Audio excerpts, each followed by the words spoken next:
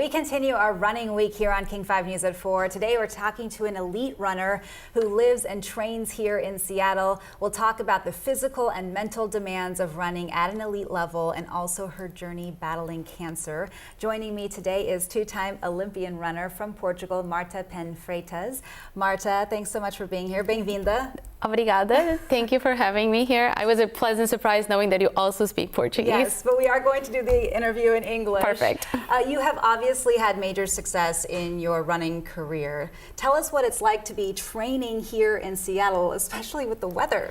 I am part of a team, so I'm not doing this alone. I'm doing this with a whole squad. So the Brooks Bees are a local professional running team in Seattle, and it's a lot of fun. It's a mix with, like just having a positive attitude when the rain is pouring and just enjoy the company of my teammates. Speaking of attitude, let's talk a little bit about your journey. Can you tell us your journey battling cancer and what you've had to overcome?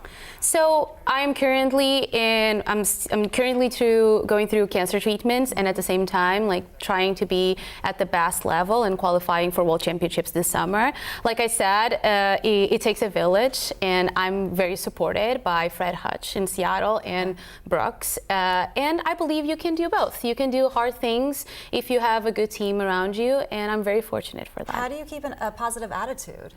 I think, professional track taught me that it's not because you're suffering that things get any easier, and it's not because you're rushing that you get there any faster. And I've been using a lot of the lessons that I learned from professional running into my cancer journey. So even though it's definitely a hard time in my life, I'm also I feel very blessed and fortunate to have a lot of support.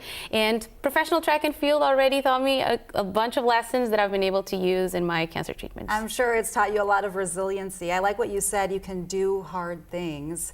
And how do you balance relaxation, giving yourself time to have that mental time and space, and then also training that is probably very physically and mentally demanding? It's all about knowing when it's time to turn on and turn off, even though I focus and my life is around track and nowadays also cancer treatment. I am also a friend. I love cooking. I love doing all of those things, and just being a more complete human helps me to endure the hard training and also the hard treatments. Tell us a little bit about your Olympic journey, because that must have involved so much training and so much persistence, and what it was like to be a part of the Olympics. It was really special. Growing up, I felt like running was my superpower, and then when I was at the Olympic Village, I had this realization that it felt like it was where all the superheroes in the world were living for true. At least a month. So definitely magical.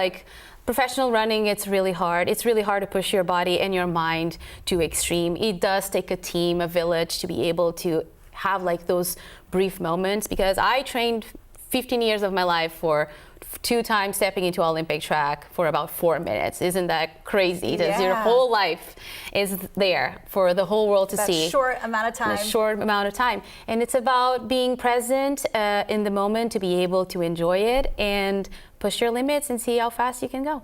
I'm sure people ask you this all the time. Obviously, we're not all professional runners, but what advice do you have for people that run recreationally or just starting to get into it? Does Lyndon say this really well? Just keep showing up. You don't become, it's not because you don't show up and you all of a sudden are great doing things.